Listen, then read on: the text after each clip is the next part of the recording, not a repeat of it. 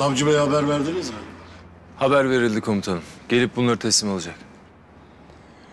Bu herifi ne yapacaksın? Helikopterle havaalanına götüreceğim komutanım. Orada terörle mücadele ekiplerine teslim edeceğim. Onları da Ankara'ya götürecekler komutanım. Sen gereğini yaparsın Erdem. Emredersiniz komutanım.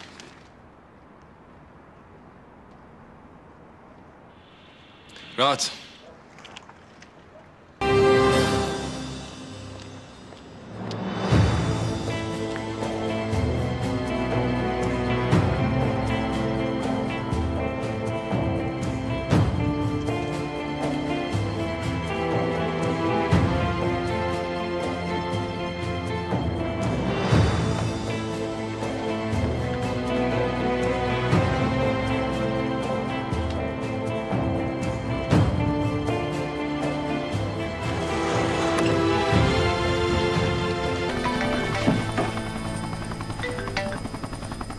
Efendim Güler, pek müsait değilim. Taburcu edebileceklerini söylediler Nazlı'yı. Sen neredesin? Çok ses var. Helikoptere mi biniyorsun?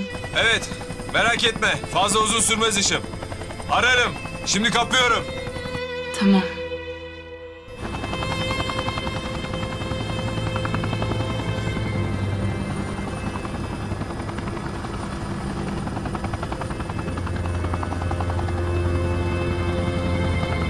Kaç tane tespit edildi? 11 tane sayın savcım. 11 mi dediniz? Evet. 12 tane olması lazım. 11 mi 12 mi? Bilgisayarda 12 taneydi. Bir tane eksik mi yani? Sayın savcım biz orada da saydık 11 adetti.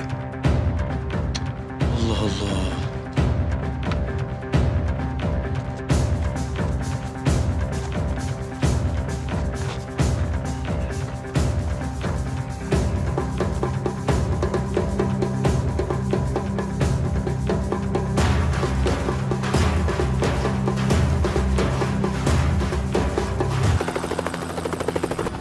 Çok para kazanıyorsun değil mi? Oldukça iyi. Akıttığınız kanda boğulacaksınız. Bunu da biliyorsun değil mi? Eğer boğulacaksam paranın içinde boğulmayı tercih ederim.